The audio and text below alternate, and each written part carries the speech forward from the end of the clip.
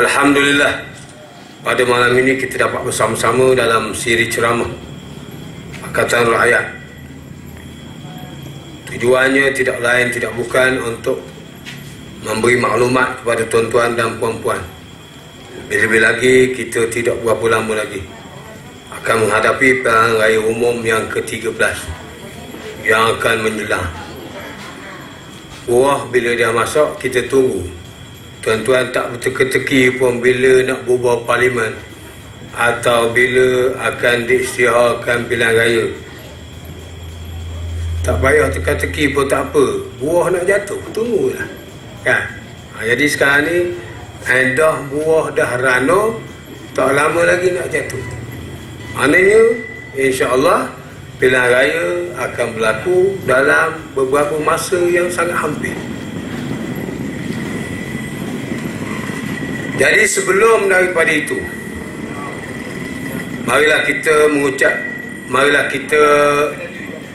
hadiahkan Fatihah kepada Nabi sallallahu alaihi wasallam, tok nenek kita dan lain-lain, khususnya kepada anggota keselamatan yang terkorban dalam tragedi Lahad Datu petang ini, hari ini.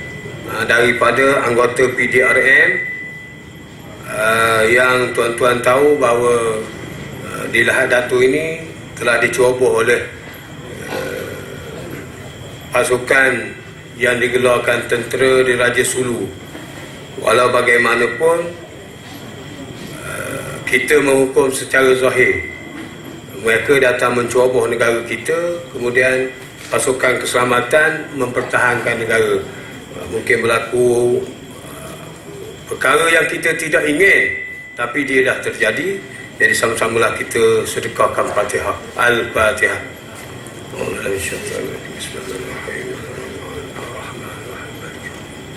Iyyaka na'budu wa iyyaka nasta'in.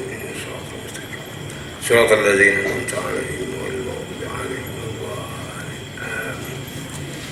waladdallin. Cuma saya nak menyebut sedikit tentang tragedi Lahad Datu ini supaya kita masyarakat awam bertenang, kemudian kita jangan buat spekulasi.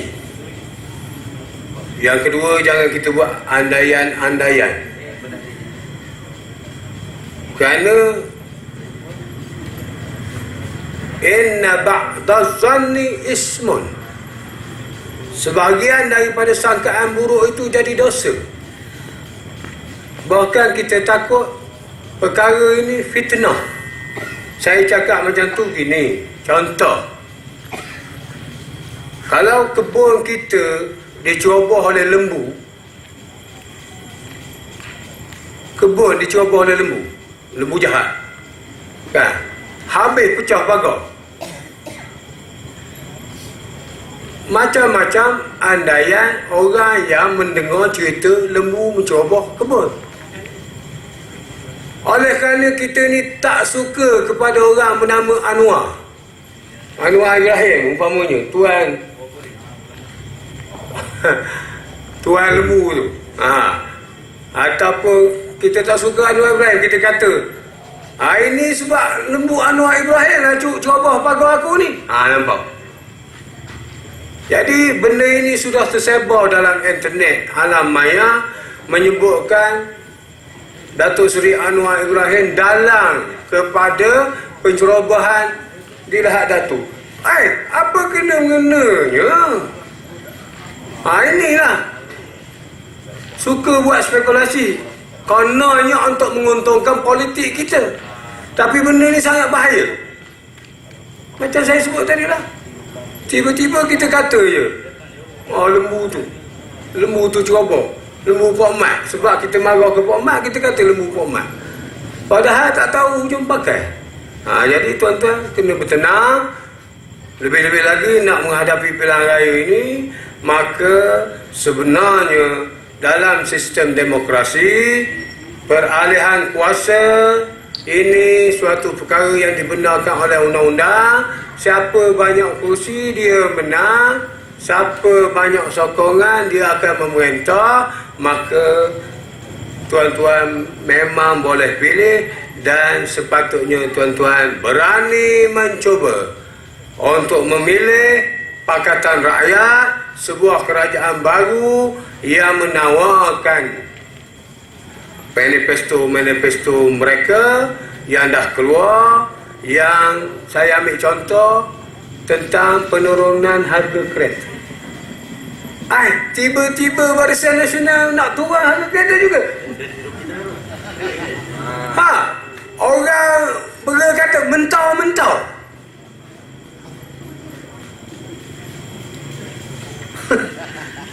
Bila kita nak beri pendidikan percuma dan nak hapuskan pinjaman PTPTN, dia ada juga 5 bilion yang akan diberi kepada pelajar institut pengajian tinggi untuk mereka manfaatkan dalam pendidikan mereka. Apa barang ini? Jadi kalau tak nak malu, buatlah manifesto dulu. Tapi orang lain dah buat, awak ikut. Banyak dah benda dia jaluk sebenarnya.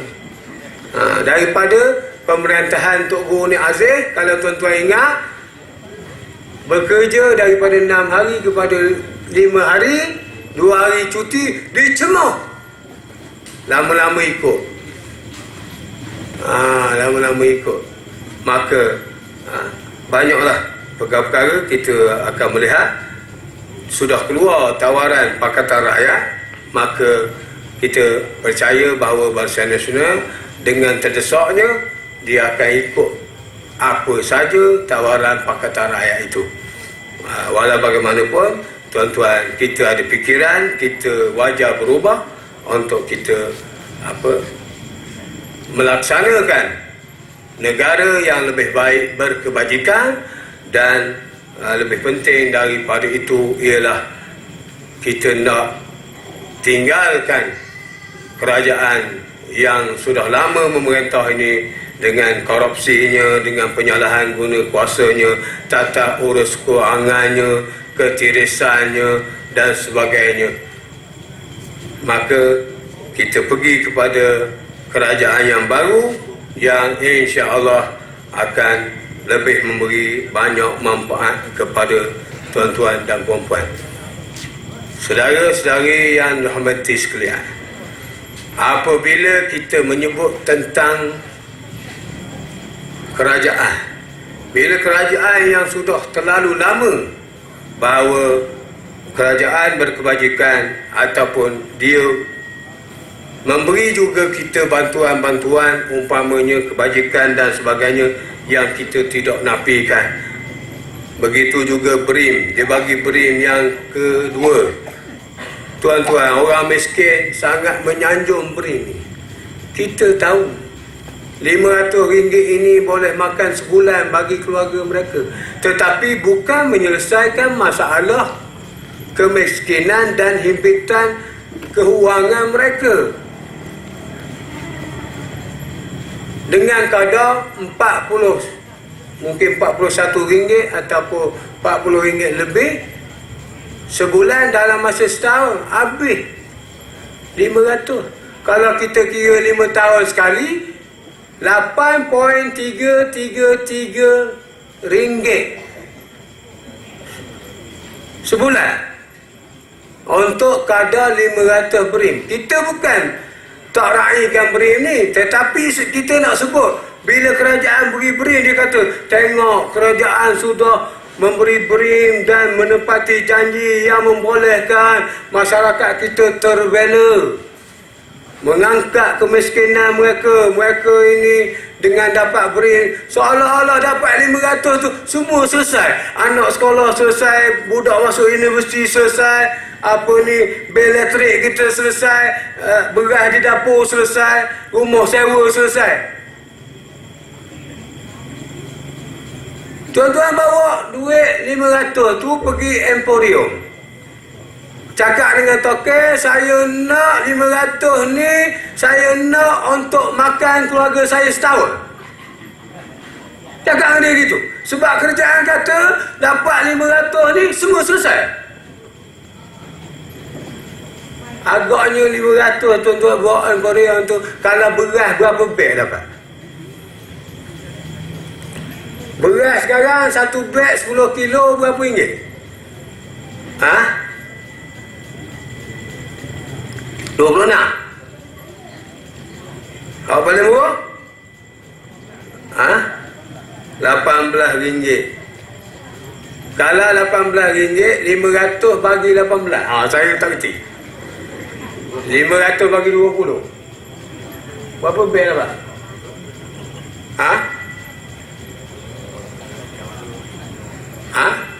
40 beg kan?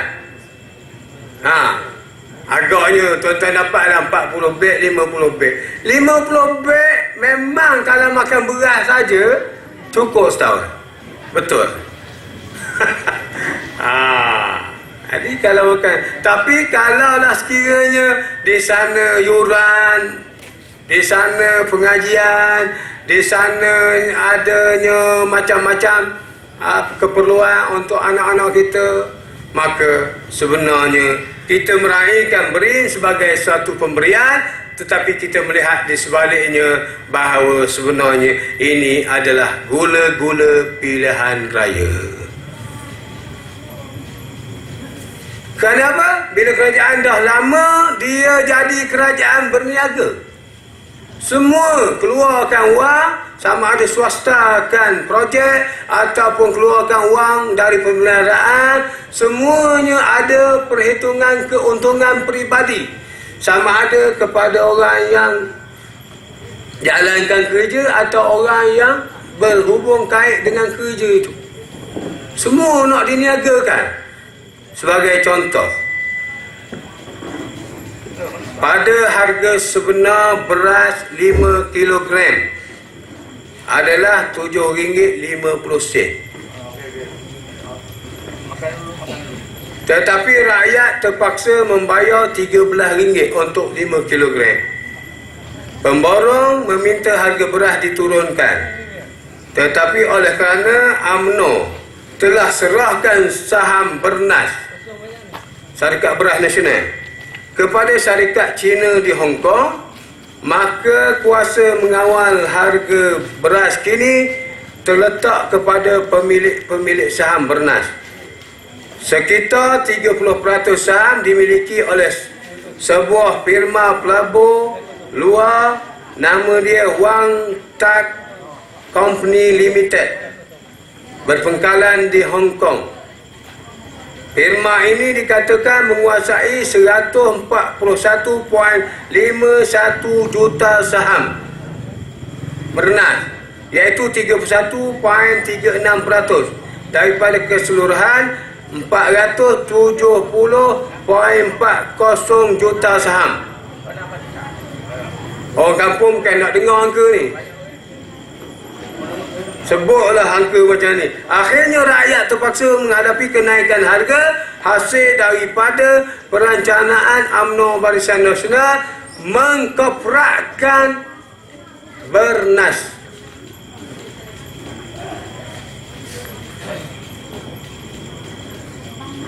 Itu beras ni makanan utama kita. Tapi jual ke Cina Hong Kong, bukan kita bercerita tentang Melayu Cina India ni. Bukan cerita apa ni rasis bangsa, tapi kita nak cerita begitu.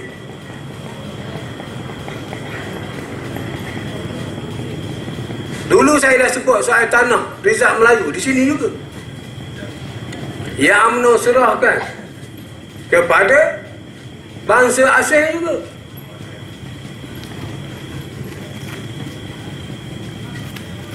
Jadi mana kita kata nak tolong Melayu. Jadi sebab itulah tuan-tuan dan perempuan sekalian, maka sebenarnya kita sangat perlu berubah. Di samping bila kita mengadakan tahaluf siasi, kerjasama politik Pakatan Rakyat, maka dimomok-momokkan kepada kita yang nanti bila UMNO kalah, Cina DAP akan merentak. Tuan-tuan akan jumpa Cina DAP mana ni? Swee Lin, Skin Chan. Biar dia cakap Tanya dia kalau tuan-tuan tak puas hati. Dia boleh perintah seorang tak? Atau dia boleh tak memerintah dengan MCA? Datang ke kampung-kampung sebut DAP akan bertanding 91 kerusi. Tuan-tuan tak payah jawab malam ni. Penamaan calon nanti kita tengok berapa kerusi DAP. Dan kita boleh tengok nanti DAP dia lawan UMNO atau dia lawan PAS. Yang menyebabkan UMNO tewas dan PAS pun tewas. Naiklah MCA dengan DAP dua. Tiga dengan gerakan. Bergabunglah dia. Lalu dia memerintahlah Malaysia. Atau tuan-tuan akan tengok sekitar 50 kerusi saja parlimen, 47 kerusi parlimen yang DAP bertanding, dia akan lawan MCA.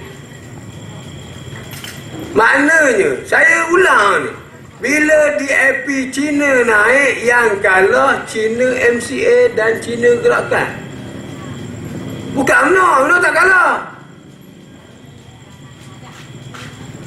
Sebab UMNO lawannya ialah keadilan PKR atau UMNO lawan PAS. Maknanya UMNO Parti Melayu. Biasanya yang lawan UMNO juga Parti Melayu. Bila UMNO kalah, yang naik PAS, yang menang PAS. Bila UMNO kalah, yang menang PKR Melayu. Jadi masalah apanya kalau tuan-tuan nak mempertahankan Melayu? Sekarang ini kita buang Melayu yang sudah lama, yang sudah korupsi, yang sudah membazir, yang sudah mengurus tadbir negara ini untuk memenuhi kocek mereka sendiri. Kita tukar dengan Melayu yang insya-Allah Melayu PAS yang dasar dia Al-Quran, Sunnah, Ijma' Ulama' Qiyas. Perdana Menteri sebut undi satu undi untuk PAS, satu undi untuk kemunduran Islam, satu undi untuk PKR, satu undi untuk memporak-perandakan Melayu. Yang selama ni 55 tahun memerintah ni, siapa jual tanah Melayu? UMNO. Siapa jual Prada Plantation? UMNO.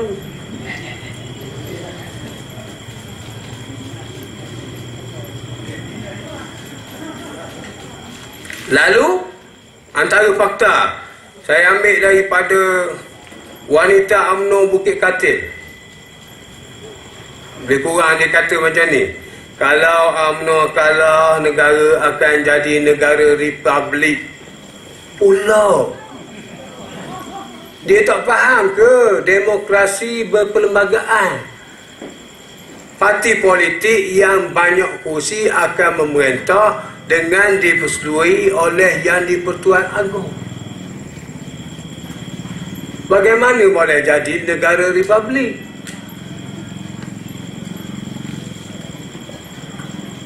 Kalau Agong tak setuju, dia nak merintah macam mana?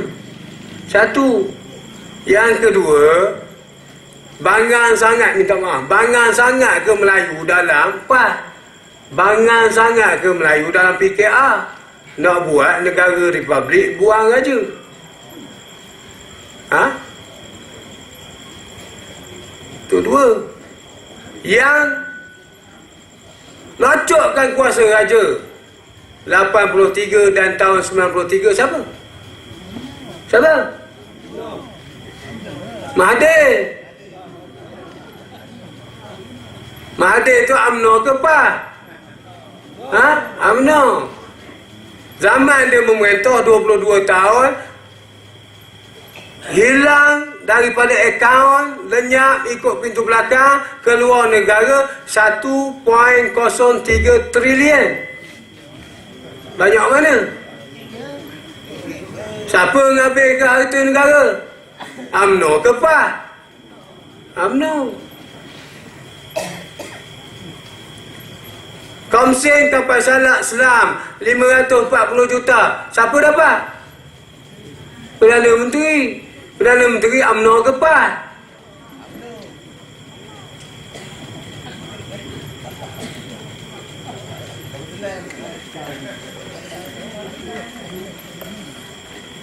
Agama negara akan jadi agama Kristian. Kristian ada 9% di Malaysia. Ada 9%. Islam 61%. Lain-lain tu agama Buddha dan lain-lain. DAP akan buat negara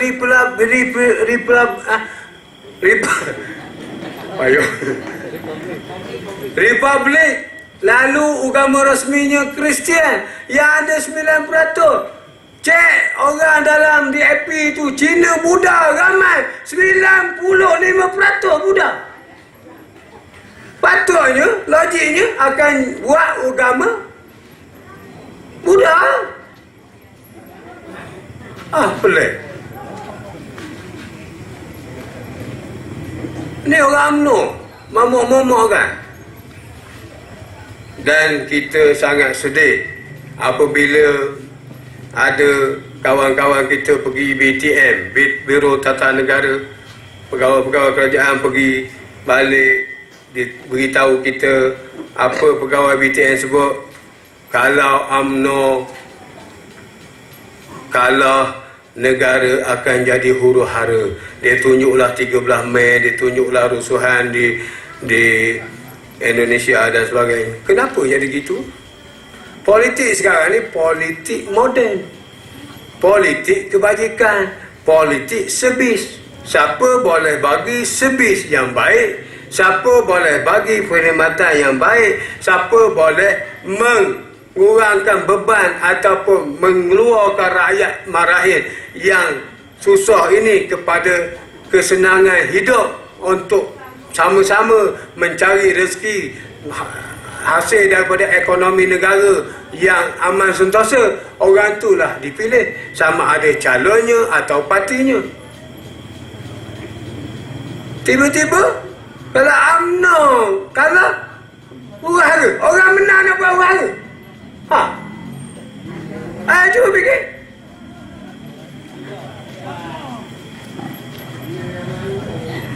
Dah lah, saya tak kata gitu. Orang menang nak buat huru-hara. Oleh kerana kita menang ni, tak ada benda lah.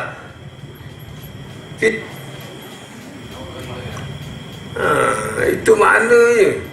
Apa maksud dia? Dia nak menakut-nakutkan orang Melayu. Supaya juga isu yang disebut di FP pemerintah tu, dia nak takutkan orang Melayu supaya orang Melayu tak sokong PAS dan tak sokong DAP, lalu orang Melayu masih bergantung dengan UMNO Barisan Nasional. Azan tidak akan berkumandang. La ilaha illallah. Saya malah mengumpat peribadi. Masjid UMNO, surah UMNO dengan surah PAS, mana berkumandang? Tapi cakap begitu nanti kata, Ustaz Sulaiman ni apa ni? Ngata ke orang. Kalaulah Pakatan Rakyat menang, azan tidak akan berkumandang seumpama di Selangor, Pulau Pinang dan Singapura. Buta sangat kita ni, tak tahu. Tak pernah pergi Selangor, tak pernah pergi Pulau Pinang. Ini diberitahu orang kampung.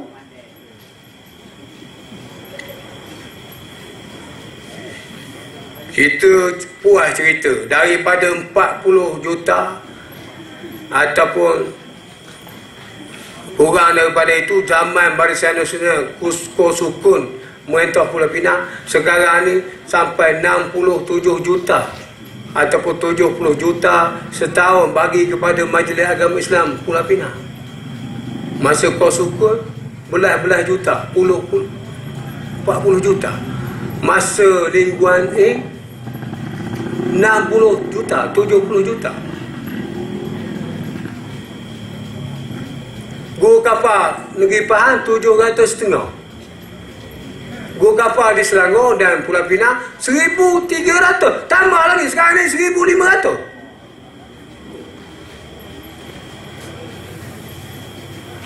Kita cerita benda yang sama. Banyak kerajaan Kedah dapat berjuta ringgit, 18,000 satu tan. Kalau negeri-negeri barisan 1,000 premier.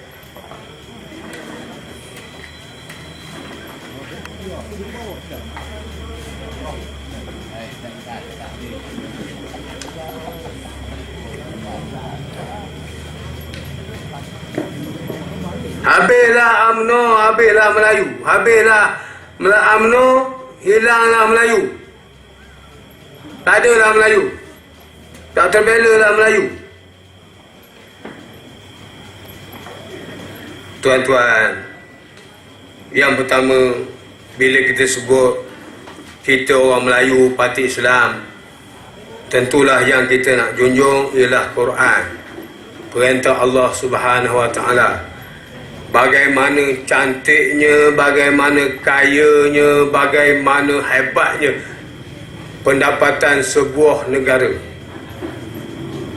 Dia mesti juga diuruskan oleh orang yang amanah. Mesti diuruskan oleh orang yang takutkan hari akhirat. Mesti diuruskan oleh orang yang tahu tentang dosa pahala. Mesti diurus oleh orang yang dekat dengan Allah, dengan solatnya, dengan doanya. Supaya dia ada dua kaedah. Yang pertama, menghindar manusia daripada menyeleweng ialah undang-undang dan penguatkuasaan undang-undang.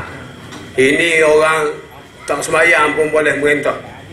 Tetapi dia boleh menipu, dia boleh menyeleweng, dan dia boleh membuat apa saja untuk dia korek harta negara dapat ke diri dia, kemudian rakyat dia beri sekadarnya saja. Dia dapat 5 bilion, dia bagi rakyat 500. Tetapi kalau orang yang memerintah itu amanah pada diri dia, amanah pada masyarakat, lebih lagi dia amanah kepada Allah Subhanahu Wa Taala. Yang kedua, menjaga dia takut hisapan hari akhirat. Ini perlu kepada wakil rakyat, perlu kepada kerajaan yang beramanah, yang dasar dia Al-Quran, Sunnah, ijma' ulama' qiyas. Bukan kata sunat, tuan-tuan. Sokong pas sudah jadi wajib. Ma la yatimul wajib illa bihi fahuwa wajib. Sesuatu yang dengan sesuatu itu menyebabkan melaksanakan kewajipan, perkara itu jadi wajib. Maknanya, kalau nakkan kerajaan adil, kerajaan beramanah, kerajaan berkebajikan, kerajaan yang takutkan Tuhan, nakkan kerajaan itu kena naikkan PAS, maka undi PAS wajib. Lagi pula dalam sistem demokrasi, Tunku Haji Hadi sebut, Nek Aziz sebut, kalau sekiranya Pakatan Rakyat tidak menunaikan tawaran yang ditawarkan, tuan-tuan, kita rela ditumbangkan. Apa masalahnya? Duduk nyokong hak ngikih tu, hak ngambil duit tu, tamu sudah-sudah. Tukarlah sekali. Takut apa? Tukar, dapat petrol turun. Tak nak. Tukar, dapat pendidikan percuma. Tak nak. Tukar, suri rumah dapat 600 sebulan. Caruman bukan, caruman untuk suri rumah 600 tahun. 600 caruman, ada caruman untuk suri rumah.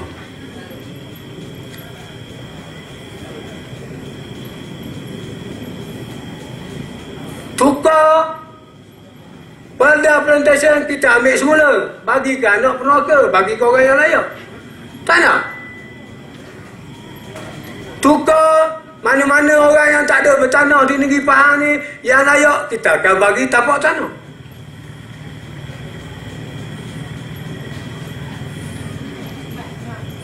Bagi tu bagi sempurna lah sikit. Maknanya tapak tanah. Kalau rumah kita bercadang nak buat rumah dengan baik, kemudian ada tanah untuk plantation tadi, nak mengatasi ayah-ayah kita dulu datang dengan cara yang rumah sesuai pada masa itu. Sekarang ni kita bangun dengan cara yang baik, teratur.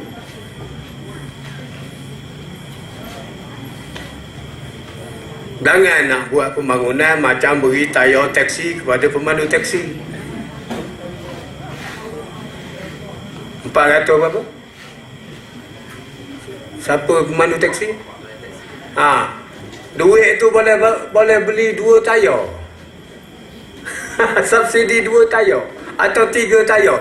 Kalau jalan 3 tayar, hak yang keempat tu botok, macam mana? Ambil jugalah, pasal dia dah beri. Tanah ke? Tanah ke merasa sekali perubahan? Tanah. Apa yang membimbangkan kita? Kita bimbang UMNO kalah. Selama ni dia menang pun, apa jasa dia kepada kita?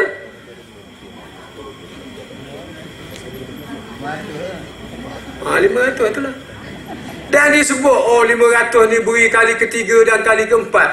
Tuan-tuan, dia tu pegang perbendaharaan sebab dia kerajaan. Tanya dengan jujur, wahai orang UMNO, wahai Menteri UMNO, duit 500 tu duit poket kamu ke? Duit 500 tuan-tuan tahu dah duit di mana?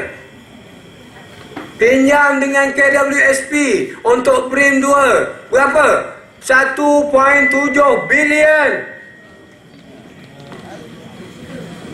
Duit KWSP tu duit siapa? Duit tuan-tuan yang bekerja lah. Dipinjam oleh kerajaan nak beri BRIM. Adakah duit Komsen Kapal Selam 540 juta itu dia ambil daripada kocek Perdana Menteri, dia bagi BRIM kepada orang termenti ni? Atau jual beg yang 27 juta tu, jual kan, ambil duit tu. Tuan-tuan, saya dah jual beg, saya salah beli. Ingatkan 270 masa beli tu. Rupanya ujung tu ada 6 kosong.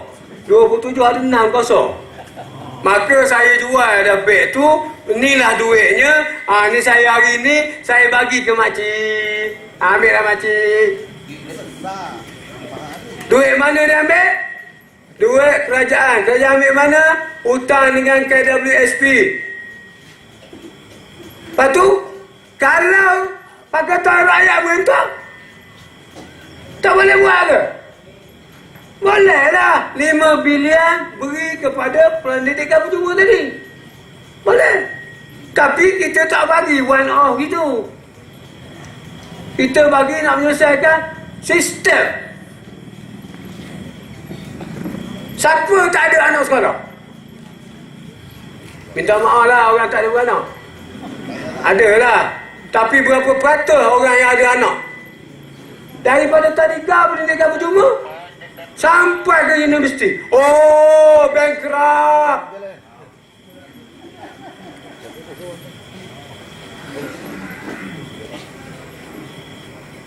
Kata Sahrizat, bankrupt lah negara.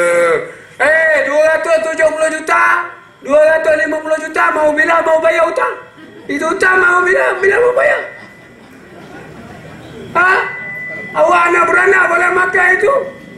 Itu hutang, bila mau bayar?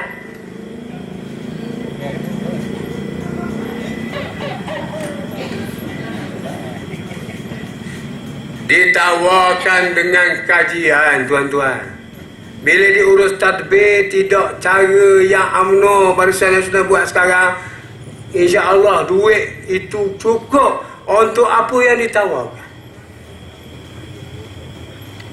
Lebih-lebih lagi apa yang saya sebut tadi, apabila kerajaan yang beramanah tu disangkutkan pula dengan Tuhan Allah dan kepercayaan kepada dosa dan pahala lebih jujur dan amanah lagi, maka tuan-tuan boleh tengok pada waktu itu baldatun tayyibatun wa rabbun ghafur, negeri yang baik dan Tuhan yang mengampunkan. Sedikit saya nak beri motivasi kepada jentera parti dan tuan-tuan yang menyokong PAS Pakatan Rakyat. Ini kali dari sudut perlawanan pilihan raya dia sengit. Mana sengit ni? Maksud apa? Maksud 50-50. UMNO nak mempertahankan kerajaan dia 50%. Dia nak cari sikit lagi. Pakatan Rakyat nak menang, dia ada 50%, nak cari sikit lagi. Maka saya menyuruh terutamanya golongan muda, pengundi muda, tuan-tuan yang mengundi kali pertama, tuan-tuan yang bawah 40, tuan-tuan boleh buka YouTube, buka internet, buka Facebook, macam-macam maklumat tuan-tuan dapat. Tuan-tuan boleh bandingkan tawaran Pakatan Rakyat dan tawaran Barisan Nasional, kerja negeri-negeri Pakatan Rakyat yang sudah cemerlang dengan apa penyelewengan yang dibuat oleh negeri-negeri Barisan Nasional. Begitu juga tuan-tuan nilailah sendiri. Kali ini tuan-tuan kena bersama-sama dengan Pakatan Rakyat untuk menjayakan misi agenda negara berkebajikan.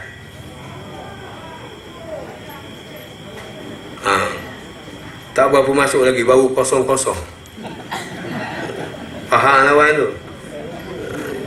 Tu usap-usap susah hati. Malam ni bola dia kata.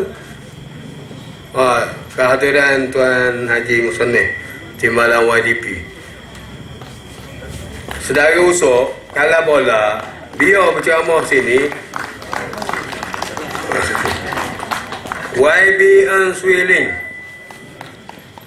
Ini yang DAP nak memati kaum Melayu ni. Ni lah dia ni. DAP ni kalau dia menang so habis orang Melayu. Apa di pantai habis. Tanya dia. Ni kehadiran Answiling. Jauh tu, sekencan tu. Dia ni orang hebat. Lawan ni siapa? Noh Umar. Kalau saya tak lawan lah. Okay. Yang kedua, bagi menjayakan misi Pakatan Rakyat, misi PAS, saya ajaklah jentera parti. Kita apabila Rasulullah sallallahu alaihi wasallam ditakdirkan oleh Allah Taala berhadapan dengan tentera Abu Jahal dalam perang Badar. Nabi dapat berita tentera Abu Jahal 1000 orang. Maka Nabi tanya Abu Bakar. Abu Bakar kata, ahsan. Wahai Rasulullah, bagus, kita hadapilah. Tanya Umar, wahai Abu Bakar, wahai Muhammad, kita hadapi. Lalu ditanya seorang pemuda Ansar, Al-Miqdad bin Amru. Bila tanya, wahai Miqdad, macam mana kita ada 300 lebih, tentera musyrikin ada 1000. Miqdad kata apa? Nahnu naqulu izhab anta wa rabbuka faqatila inna ma'akum muqatilun. La naqulu izhab anta wa rabbuka faqatila inna hahuna qa'idun. Kami akan berkata, pergilah wahai Muhammad, berjuang bersama dengan kerajaan Tuhan engkau, maka berperanglah engkau, berjuanglah engkau. Kami tetap bersama-sama dengan engkau untuk sama-sama berjuang. Kami tidak akan berkata, pergilah engkau dengan Tuhan engkau, kami nak duduk di rumah sahaja. Sebagaimana Bani Israel berkata kepada Nabi Musa. Tuan-tuan, dengan semangat itu, saya percaya ini cetusan kali keberapa dah yang saya sebut. Tuan-tuan, semarakkan semangat kita untuk kita menghadapi pilihan raya umum akan datang. Tuan-tuanlah pekerjanya, tuan-tuanlah tokenya, tuan-tuanlah yang akan menangnya. Maksud saya, bila kita kerja kerana Allah, mana saja kita duduk, tanpa poster ke, duduk di markas ke, kita berkempen ke, dan sebagainya, semuanya diberi ganjaran oleh Allah Subhanahu Wa Taala, insya-Allah. Sebagaimana kata Tuan Guru Haji Hadi, orang yang tampal poster, dia tak mengharapkan upah apa-apa. Sedangkan orang yang menang jadi yang berhormat, dia akan dapat kursi yang sedap. Maka sebenarnya yang paling ikhlas ialah orang yang bekerja, bukan orang yang menjadi wakil rakyat setelah menang. Dia menang, dia dapat keistimewaan. Orang yang tanpa poster, yang kempen, macam tu lah. Agak-agaknya kalau Tuhan nak beri nilai pahala, siapa banyak? Wakil rakyat yang menang tu ke, atau tuan-tuan yang kerja di bawah ikhlas? Jawab sendiri. Tok wakil esok dia kena tanya pula, awak menang, awak buat kerja apa? Allahu Akbar. Maka saya menyeru tuan-tuan, buka bilik gerakan, makan biskut dapat pahala. Kau tak daya dah, kau nak pergi markas je, buat apa? Makan biskut dapat pahala. Sebab dengan ada kita orang tua makan biskut, budak muda jadi semangat. Dia akan ronda tengok bendera dan sebagainya. Dengan ada kita orang tua muslimat semangat nak kempen. Tuan-tuan, kempennya bukan mudah, tapi tuan-tuan cakaplah dengan cara bersahaja bahawa kita tahu ini perlukan perubahan. Kalau nak anak belajar percuma, undilah PAS dan Pakatan Rakyat. Kalau nak saham tanah Peladar Plantation diberi kepada anak-anak kita yang layak, kita undilah Pakatan Rakyat. Kalau nak kepada harga minyak turun, undilah Pakatan Rakyat. Kita kempen cara mudah. Kalau kita nak sebut benda payah-payah pun, kita pun tak ingat. Jadi harap sama-sama berubah. Aku lu qauli hadza wa astaghfirullahal azim li wa lakum. Assalamualaikum warahmatullahi wabarakatuh.